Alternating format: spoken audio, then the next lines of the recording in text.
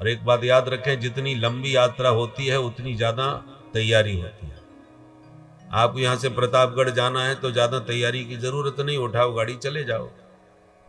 प्रयागराज तक कोई बात नहीं, पर मुंबई जाना है, कोलकाता जाना है तो थोड़ी आपको तैयारी करके जाना पड़ेगा, सूटकेस लगाना पड़ेगा, रिजर्वेशन करवाना पड़ेगा, यात्रा थोड़ी लंबी है। और विदेश जाना हो फिर तो और लंबी तैयारी चलती है, महीनों पहले से पासपोर्ट बनवाना होगा, वीजा लेना होगा, बहुत औपचारिकता होती है, यात्रा और ज्यादा लंबी है। ऐसा थोड़ी है कि सूटकेस उठाए और चल दिया।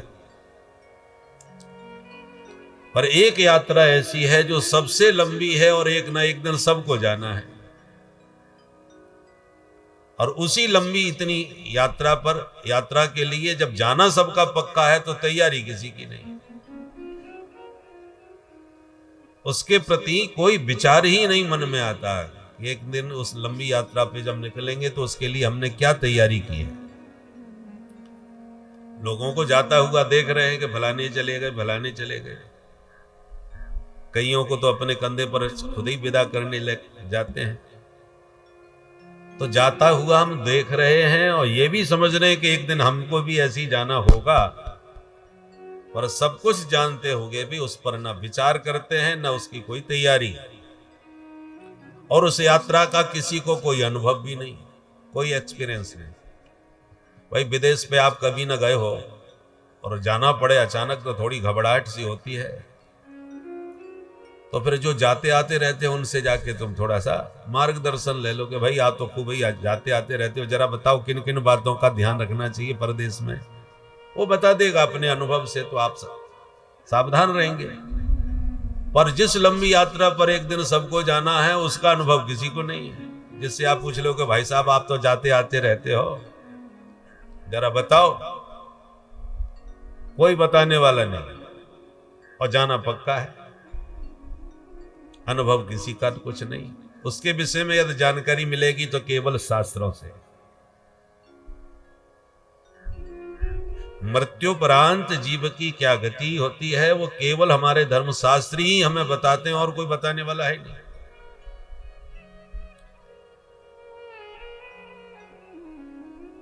और हम लोग इस पर विचार किए बिना बस दिन भर धन कमाना और परिवार का पेट भरना, रात भर सोना अथवा विषय भोग करना, बस इन्हीं दो दो कार्यों में हमने पूरा जीवन धीरे धीरे समाप्त कर दिया। निद्रिया ह्रियते नक्तम व्यवायेन च पावय दिवाचार्थे हया राजन कुटुंब भरणेन वा।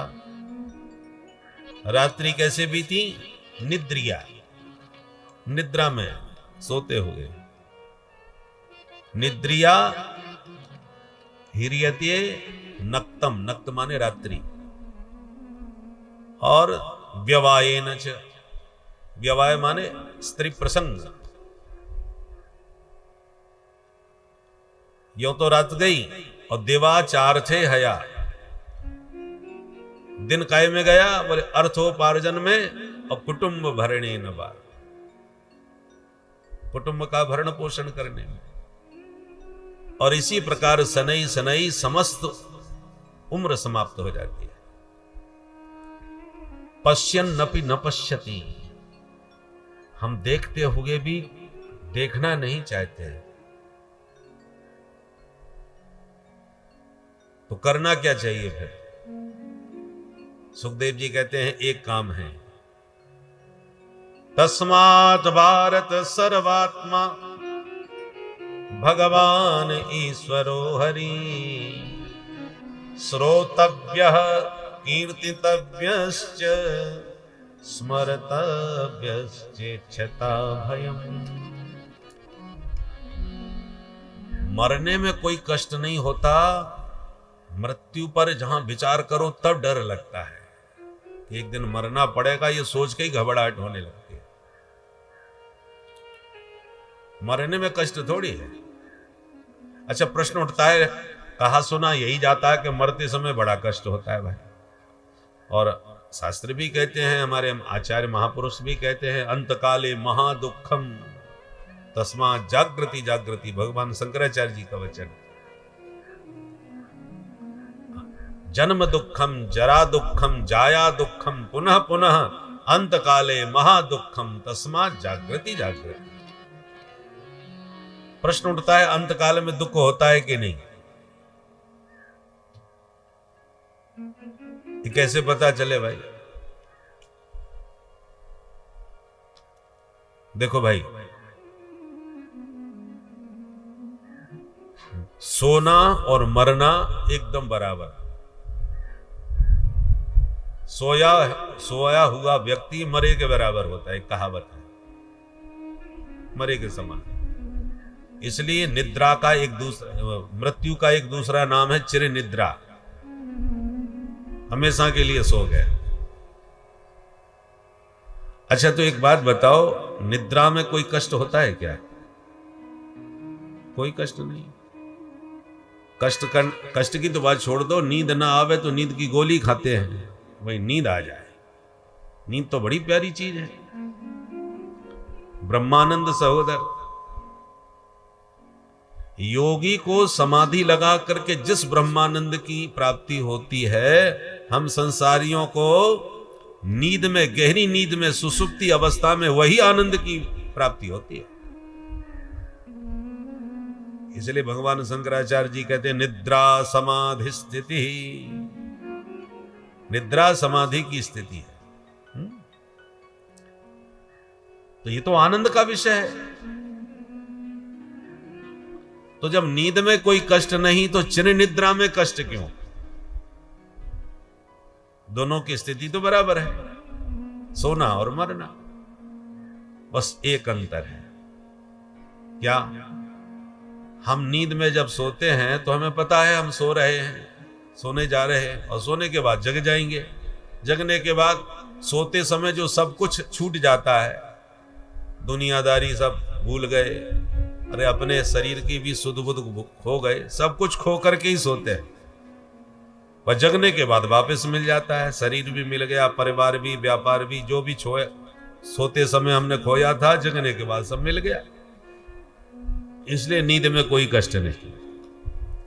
पर जब चिर निद्रा में आंख बंद होती है, तब हमें यह पता है कि मरने के बाद जब हमारी आंख खुलेगी तो न शरीर होगा हमारे पास, न परिवार होगा हमारे पास, न व्यापार होगा हमारे पास। जो जिंदगी भर हमने खून पसीना बहा करके जुटाया, कमाया, वो एक झटके में आंख बंद करते ही छूट जाएगा। बस उसी छूट जाने का कष्ट होता है। मरने का कष्ट नहीं है, छूटने का कष्ट है। जिस घर परिवार को आप एक दिन, 2 दिन के लिए भी ठीक से नहीं छोड़ पाते, कहीं परदेश चले जाए, कहीं भागवत सुनने चले जाए तीर्थ में, तो प्रतिदिन लगभग टेलीफोन करके पूछ ही लेते हैं, कहो साहब सब ठीक ठाक चल रहा है, दुकान पे कौन गया था, कारोबार की सब जानकारी ले लेते हैं। तो जिस घर को आप 2 दिन के लिए ठीक से नहीं छोड़ पाए, उसको हमेशा हमेशा के लिए छोड़ना पड़े तो कष्ट नहीं होगा क्या? इसलिए हमारे आचार्यों ने कहा कि छोड़ना तो तुम्हें पड़ेगा, राजी गैर राजी, यम के दूत आके जबरदस्ती छुड़ा के ले जाएंगे। जब छोड़ना तुम्हारा पक्का है, और छोड़ने में ही कष्ट होता है, इसलिए आप छोड़ने का अभ्यास बनाइए। 4 आश्रम बनाए, ब्रह्मचर्य, गृहस्थ, वानप्रस्थ और संन्यास। आश्रमात आश्रमम गच्छेत, एक आश्रम से दूसरे आश्रम में प्रवेश करना चाहिए। 25 वर्ष की उम्र तक खूब ब्रह्मचर्य का पालन करके वेदाध्ययन, शास्त्राध्ययन करो। विद्याध्ययन का समय होता है प्रारंभ का 25 वर्ष, और फिर बाद के जो 25 वर्ष हैं, 25 से 50, घर गृहस्थी बसाओ, रुपया पैसा कमाओ, बच्चे पैदा करो, उनको आत्मनिर्भर बनाओ, पितृ ऋण से मुक्त हो जाओ। और 50 के बाद फिर वानप्रस्थ जीवन जियो। 50 के बाद संख्या 51, 52 वन के संकेत मिलने लगते हैं। बोले अब वन को प्रस्थान करो, वानप्रस्थ बनो, घर गृहस्थी में आसक्ति जो तुम्हारी है वो जिम्मेवारी से मुक्त हो जाओ। पहले विवाह जल्दी हो जाते थे, 15-16 वर्ष की उम्र तक हो जाते थे। तो 15 वर्ष, 16 वर्ष, 18 वर्ष समझ लो, 18-20 तक भी समझ लो। 18-20 तक यदि बच्चों की शादी हो गई तो आप 50 वर्ष तक फ्री हो जाओगे बेटा बेटियों की जिम्मेवारी से। अब आजकल तो तुम्हारा 50-50 वर्ष के कुंवारे बरुआ घूम रहे। बोलो राधे राधे। राधे राधे। तो फिर वो कहां से वानप्रस्थ जीवन जी पाएंगे? बच्चों का विवाह हर हालत में कानून के दायरे में भी करो तो 18, 20, 21 तक कर देना चाहिए। तो आप समय पर फ्री हो जाओगे अपनी जिम्मेवारियों से। उसका परिणाम क्या होगा? आश्रमात आश्रमम गच्छेत, क्रम से आप जीवन जिएंगे शास्त्र विधि से। 50 के बाद वानप्रस्थ, सब कामों से फ्री, बच्चों को आत्मनिर्भर बनाओ, आप स्वयं अब जीवन के लक्ष्य को पाने में लग जाओ। जीवस्य तत्व जिज्ञासा, केवल खाने पीने बच्चे पैदा करने के लिए थोड़ी आए हैं, ये तो पशुओं का काम भी है, ये तो पशु भी जानते हैं। आपने अपने जीवन के लक्ष्य को पाने के लिए क्या किया? सारा जीवन नौन तेल लकड़ी में ही झोंकना कोई समझदारी थोड़ी है, मानवता थोड़ी है। मनुष्यत्वम मुमुक्षुत्वम महापुरुष संशय, भगवान शंकराचार्य जी का वचन है। मनुष्य बने हो तो पहले ये देखो आप में मनुष्यत्व आया कि नहीं। मानव बन गए तो मानवता आप में आई कि नहीं। मानवता के साथ आपने जीवन जिया तो मानवता को सार्थक किया। पर मानवता सार्थक करने से ही बात नहीं बनेगी। मानवता के साथ उससे भी ऊपर की बात है मुमुक्षा। मुमुक्षा माने मुक्ति की इच्छा। तुम्हारे भीतर यह जिज्ञासा कभी जगी कि मैं पैदा हो गया, 9 महीने मां के गर्भ में कितने कष्ट भोग करके जन्म लिया, मरते समय कष्ट भोग करके फिर जाऊंगा, फिर किसी मां के गर्भ में आऊंगा, ये झंझट से छुटकारा कैसे मिले, आवागमन मेरे जीवन में कैसे समाप्त हो, ये जो जिज्ञासा है इसी का नाम है मुमुक्षा, मुक्ति की इच्छा। क्या वो इस दुनियादारी के प्रपंच में पड़ना नहीं है। अब मुमुक्षा यदि जागृत हो गई तो आपने मानवता से भी ऊंची बात प्राप्त की। अब मुमुक्षा यदि जागृत हो गई तो ये मुक्ति मिलेगी कैसे? मुक्ति की युक्ति संतों के पास है।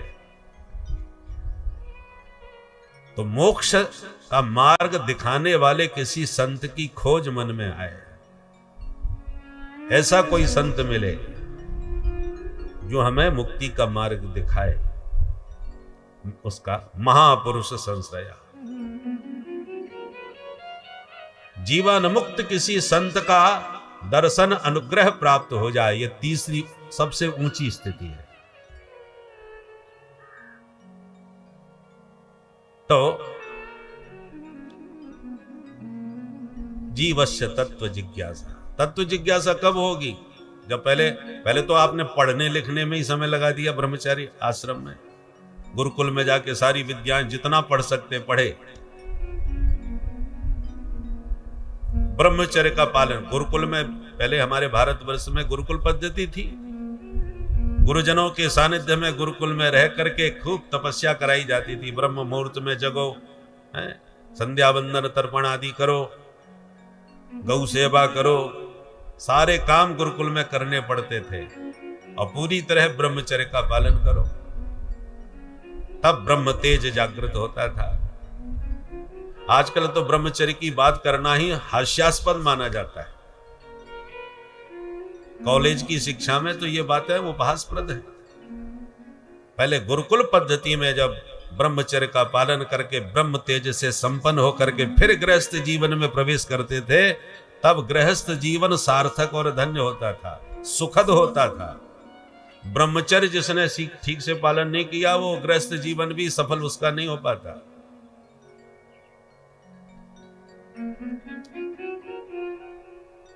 अब गृहस्थ जीवन में जब संतान उत्पत्ति के बाद आपने पढ़ा लिखा करके उन सबको आत्मनिर्भर बना दिया बच्चों को, उसके बाद फिर अपना शेष जीवन, आधा जीवन अब संसार में चला गया 50 के बाद अब जो शेष जीवन है उसको अपने मानव जीवन के लक्ष्य की प्राप्ति में लगा दीजिए।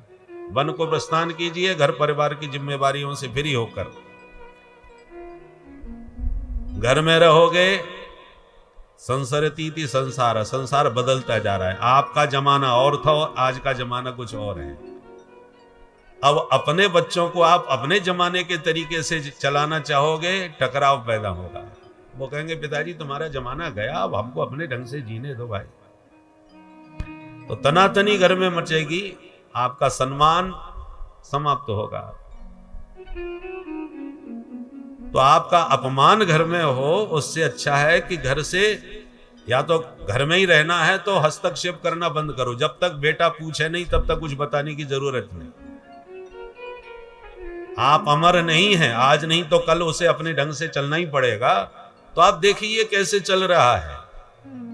अब वो बच्चा नहीं है, आपने बचपन में उसे चलाया सिखाया। प्राप्ते तो 16 वर्षे पुत्र मित्र वदाचरे, 16 साल का जब बच्चा हो जाए तो मित्रवत व्यवहार करो। आंख दिखाना, डांटना, फटकारना सही नहीं है। केवल परामर्श दीजिए, उसे मार्गदर्शन उसे दीजिए। वो भी मांगे तब, पूछे तब। उत्तम यह है कि जितना हो सके घर से बाहर रहने का अभ्यास करें। साधु संतों के आश्रमों में जाएं, ज्यादा से ज्यादा संतों के सानिध्य में, सत्संग में समय बिताएं, ताकि बच्चे अपने ढंग से जिएं और आप अपने जीवन के लक्ष्य की ओर बढ़ें, अध्यात्म पथ के पथिक बने। और जब अध्यात्म पथ स्पष्ट दिखाई पड़ने लगे किसी सद्गुरु के सानिध्य में, तब चौथा आश्रम है सन्यास। सर्वमेव न्यास है। वानप्रस्थ उसे कहते हैं जिसमें पत्नी साथ में रह सके, दोनों मिलकर के आगे बढ़े। और सन्यास का मतलब अब पत्नी का भी परित्याग, केवल शरीर मात्र परिग्रह, बाकी सब त्याग। अब जब सन्यास जीवन में आपने सब कुछ त्याग दिया, और मरते समय त्यागने का ही कष्ट होता है, और कष्ट का कारण ही आपने खत्म कर दिया। भाई छोड़ने में ही तो कष्ट होता है ना, और पहले ही आप सब छोड़े बैठे हैं तो अब काहे का कष्ट है। मस्ती में जियो, यहां रहो या वहां रहो, क्या फर्क पड़ता है। बोलो राधे राधे राधे राधे। आप किसी को 5 लाख रुपया दान कर दो तो बड़ा हर्ष होगा, हमने इतना दान दिया, ये हमने ही मंदिर बनवाया, इतना रुपया हमने इसमें लगाया, खर्च तो हुआ। पर हर्ष हुआ खर्च करने में, क्योंकि आप अपनी मर्जी से लगा रहे। और डकैती पड़ जाए या चोर धोखा दे करके लूट करके आपसे 5 लाख रुपया ले जाएं या 10 लाख ले जाएं, तो आपको 2-4 महीने तक ठीक से नींद नहीं आएगी। क्यों? अपनी मर्जी से नहीं गए, जबरदस्ती कोई छीन के ले गया। छिन जाने में कष्ट होता है, देने में हर्ष होता है, वो दान होता है। ऐसे ही ये संसार तुमसे यम के दूत जबरदस्ती छीन करके, छुड़ा करके तुम्हें ले जाएं, तो आपको बेहद कष्ट होगा। और आप पहले ही अपने मन से संसार को निकाल चुके हैं। सच्चा त्याग कबीर का जो मन से दिया उतार। मन से सब कुछ त्याग दिया, हटा दिया, तो फिर अब कष्ट का कोई कारण ही नहीं रहा। मस्ती में रहो। छोड़ने का जो कष्ट होता है वो हम पहले ही छोड़े बैठे हैं।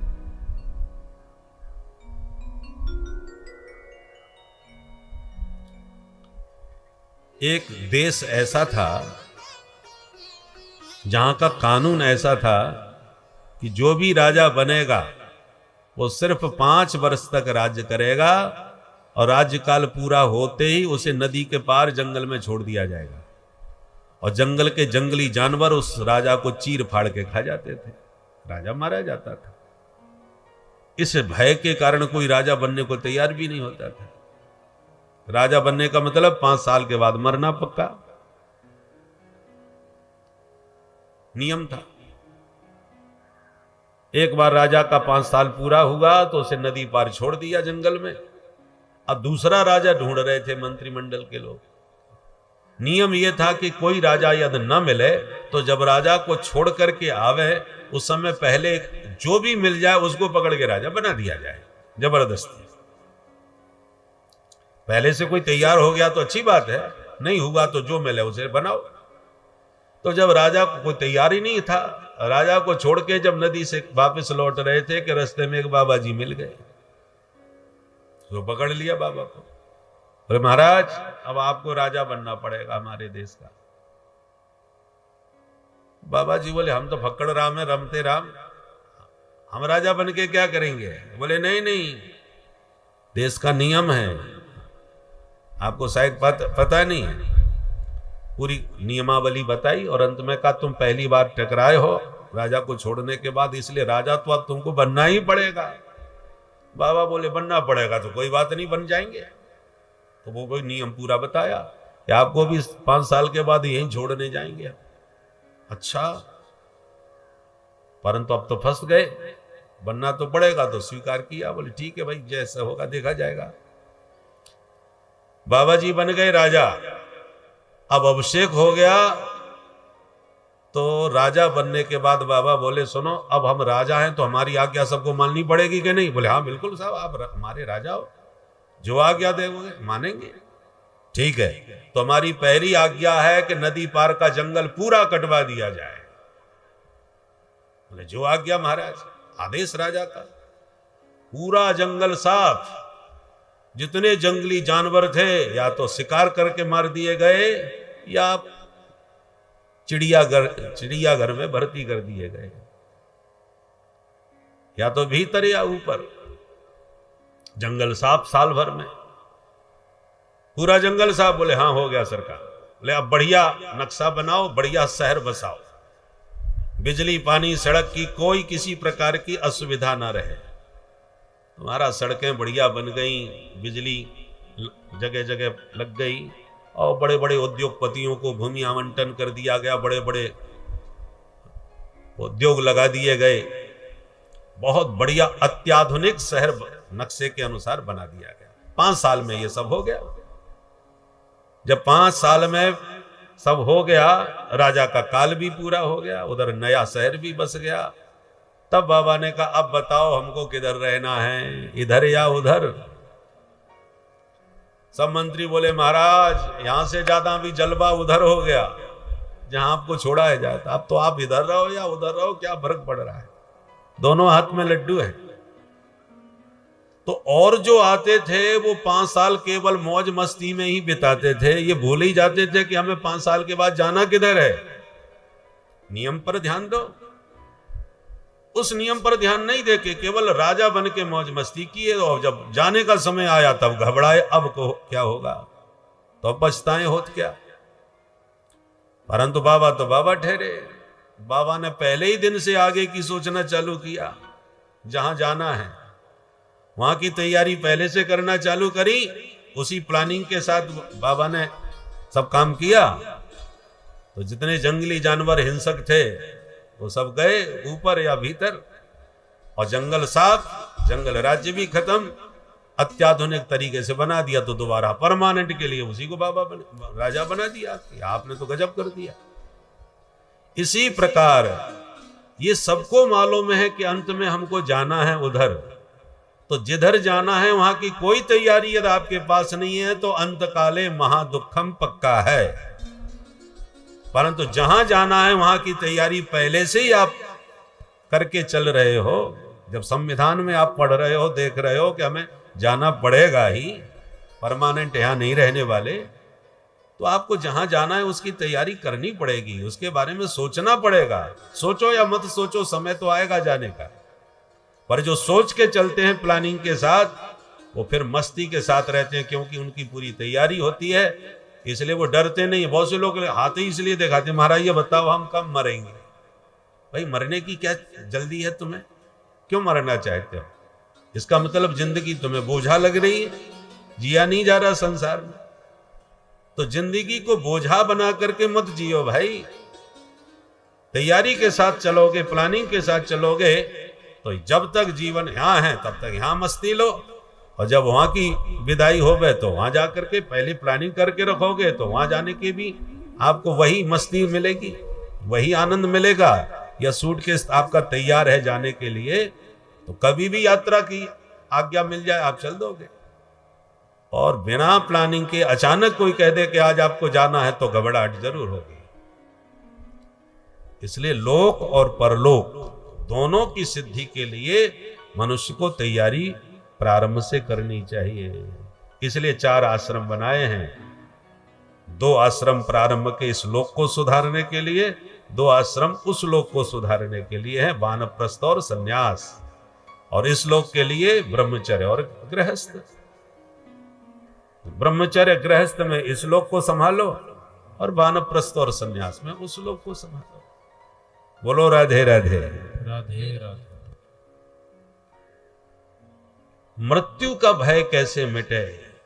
सुखदेव जी कहते हैं, परीक्षित, जो मृत्यु का भी मालिक है उससे तुम संबंध बना लो, मौत का भय अपने आप मिट जाएगा। यदि कोई अपराधी किसी अधिकारी के बगल में तानसीना बैठ गया तो 2 ही कारण हो सकते हैं। या तो वह अधिकारी को पहचान नहीं रहा, ये बहुत बड़े अधिकारी है, इसलिए सीना तान के उनके बगल में जाके बैठ गया, अपराधी होते हुए भी। अथवा ये जानते हुए भी कि अधिकारी है फिर भी बैठ रहा है, इसका मतलब कोई बहुत बड़े नेताजी का हाथ इसके सिर पर है। बोलो राधे राधे। राधे राधे। इसलिए वो किसी को कुछ समझ ही नहीं रहा। 2 ही कारण होते हैं। उसी प्रकार यदि मृत्यु से आप नहीं डरते, मृत्यु कितनी खतरनाक है और उससे भी आपको डर नहीं लगता, तो 2 ही कारण हैं। क्या? या तो मृत्यु पर आप विचार ही नहीं करते। भाई मृत्यु के बारे में सोचो मत, तो काय का डर? सोचेंगे विचार करेंगे तभी तो डर लगेगा मौत का। तो मृत्यु पर विचार मत करो तो कोई डरने वाली बात नहीं है। और विचार करो या न करो, मौत तो निश्चित है। और ये निश्चित मौत को समझते हुए भी, मृत्यु पर विचार करने पर भी मृत्यु से यदि आप नहीं डर रहे, इसका मतलब मृत्यु के भी मालिक का आपके सिर पर हाथ है। इसलिए मृत्यु का काय का डर? दरोगा जी आपको डराते हैं तो आप डर जाते हैं, परंतु यदि नहीं डर रहे, इसका मतलब एसपी साहब से आपका अच्छा संबंध है, ऊपर के अधिकारियों से आपकी जान पहचान अच्छी है, इसलिए आप दरोगा जी से क्या डरना। 2 ही बात है। उसी प्रकार मुरलीधर माधव से जिनका नाता दृढ़ हो जाता है, उनको मौत का डर नहीं लगता। मेरे तो गिरधर गोपाल, गिरधर गोपाल जब मेरा हो जाए, ये पूरा दृढ़ विश्वास संबंध गिरधर गोपाल से मीरा का जुड़ गया, तो हलाहल जहर भी जानते हुए भी पी गई, मौत का कोई डर नहीं, क्योंकि मृत्यु के मालिक से उनका संबंध जुड़ गया। भागवत में भगवान कहते हैं, कई जगह पर कहा है, मद भयात बाति बातो यम सूर्यस्तपति मद भयात वर्षतीन्द्रो दहत्यग्नि मृत्युश्चरति मद भयात। मेरे भय से मौत चलती है, मेरे भय से सूर्य तपता है, मेरे भय से इंद्र पानी बरसाते हैं। ये सब भगवान के कर्मचारी हैं जो भगवान की आज्ञा पर चलते हैं। भगवान का कानून बड़ा जबरदस्त है, उनके कर्मचारी भी बड़े सजग हैं। 100 साल पहले पंचांग में लिख दिया, इतने बज के इतने मिनट और इतने सेकंड पर सूर्य उदय होगा, तो घड़ी मिला लीजिए, सेकंड का भी विलंब नहीं करेंगे। सूर्य भगवान के 10 बजे का ऑफिस है और 11 बजे पहुंच रहे हैं, ऐसा नहीं। और जो अस्त का समय है वो उसी समय अस्त होंगे, एक एक सेकंड। ये भगवान के कर्मचारियों का कार्य है। इसलिए भगवान तो कालों के भी काल हैं, कालम महाकाल कालम कृपालम। इसलिए भगवान से, सर्वसमर्थ ईश्वर से जिनका संबंध जुड़ जाता है, उन्हें फिर काल का भय नहीं लगता, मौत का भय नहीं लगता। तो संबंध जुड़े कैसे? उस महाकाल से, उस सर्वेश्वर परमात्मा से संबंध कैसे जुड़े? 3 बातें बताएंगे। श्रोतव्यः, कीर्तितव्यः, स्मर्तव्यः। पहले तो जिनसे तुम संबंध जोड़ना चाहते हो उनके बारे में सुनो, सुनोगे तभी तो जानकारी मिलेगी। भगवान की कथा वार्ता जो आप सुन रहे हैं उसमें भगवान के विषय में बताया जाता है, उनका स्वभाव कैसा है, उनका प्रभाव कैसा है, ये सब जानोगे आप तो जान के ही प्रेम जगेगा। जाने बिन न होए परितीति, बिन परितीत होए नहीं प्रीति। प्रेम तभी होगा जब उनके बारे में आप जानोगे। ज्यों ज्यों जानकारी मिलेगी त्यों तो प्रेम बढ़ेगा। कोई कितनी भी बड़ी महान हस्ती आपके बीच में आके यहां बैठा दी जाए, पर आप अपरिचित हो तो ठीक से प्रणाम भी नहीं करोगे। पर जब उनके बारे में बताया जाएगा कि इन्होंने ऐसे ऐसे कार्य किए, तो ज्यों ज्यों जानकारी आपको मिलेगी त्यों तो श्रद्धा अपने आप बढ़ने लगेगी। इसलिए प्रथम भगति संतन कर संगा, दूसरी रति मम कथा प्रसंगा। नवदा भक्ति में पहले संतों का संग, माने जो भगवान के बारे में जानते हैं उनसे जुड़ो, और जो जानते हैं वो आपको जनाएंगे। सो जाने ये जनाई, तो वो जानकार लोग जब आपको उनके बारे में बताएंगे तब आपके मन में उनके प्रति प्रेम जगेगा। इसलिए श्रोतव्य, सबसे पहले अच्छे श्रोता बनो, ज्यादा से ज्यादा महापुरुषों की वाणी को सुनकर के उनके विषय में जानकारी प्राप्त करो। और जब जानकारी की खूब मिल जाए तो आप भी दूसरों को फिर सुनाओ, उनके गुणानुवाद गाओ, कीर्तन करो। कीर्तन का अर्थ क्या होता है? कीर्ति का गायन, भगवान के यशोगान। कीर्ति गान का ही नाम कीर्तन है। हम जो आपको भगवान के गुण सुना रहे हैं, महिमा सुना रहे हैं, ये कीर्तन ही है। भगवान की कथा का ही नाम कीर्तन है। हाँ, हम आपको व्याख्यान रूप में कीर्ति सुना रहे हैं, और जो बहुत अच्छे कवि हैं वो पद्य के रूप में पदावलियों में उनकी कीर्ति को गा रहे हैं, भजनों के माध्यम से गा रहे हैं।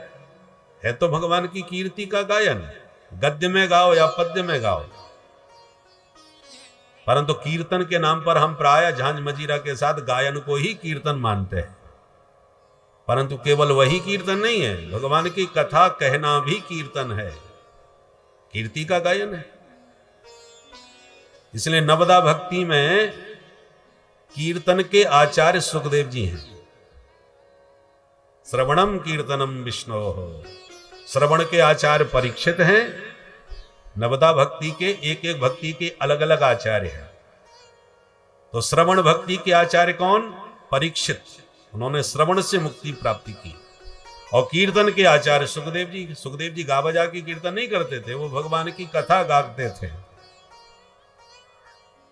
इसलिए बहुत से वक्ता कहते हैं महाराज हम फलानी जगह कथा गाने जा रहे हैं।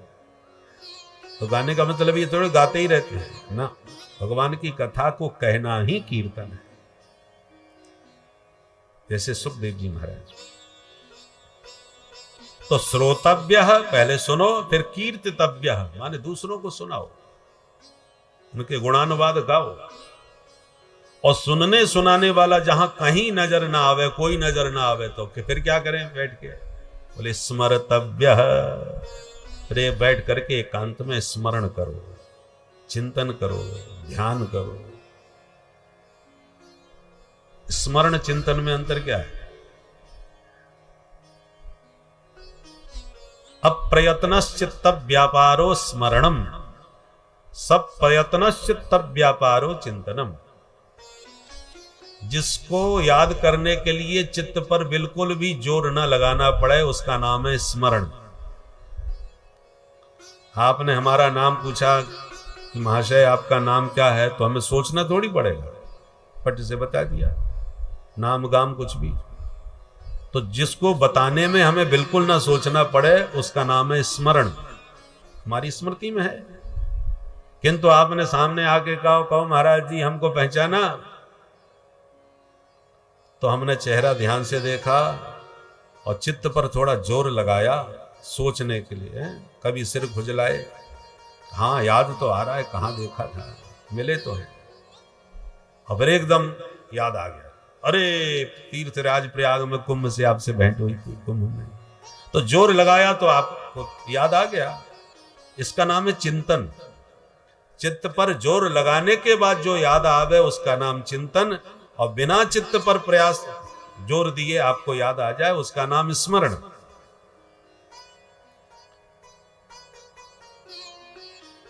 तो स्मरण करो, चिंतन करो और ध्यान करो। ध्यान कैसे किया जाता है महाराज? सुखदेव जी कहते हैं ध्यान लगाने वाले को पहले 4 बातों का अभ्यास करना चाहिए। कौन कौन? जितासनो जित श्वासो जित संगो जितेंद्रिय स्थूले भगवतो रूपे मनः संधारयेद्धिया। 4 बातों का अभ्यास करो। पहले जितासन, एक आसन पर बैठने का बढ़िया अभ्यास होना चाहिए। आसन सिद्ध। ध्यान लगाने के लिए आप बैठे और 10 मिनट में ही कमर दुखने लगी कि पैर दुखने लगा, फिर पैर पसारने लगे, तो पूरा ध्यान शरीर में ही पड़ा रहेगा, भगवान में कैसे ध्यान लगेगा? इसलिए आसन सिद्ध होना चाहिए। ध्यान करने वाले को जितना हो सके रीढ़ की हड्डी सीधी करके बैठना चाहिए। अनेक आसन हैं, पद्मासन में बैठो, सुखासन होना चाहिए, आराम से बैठ सको बिना किसी परेशानी। बैठने समय रीढ़ की हड्डी सीधी हो।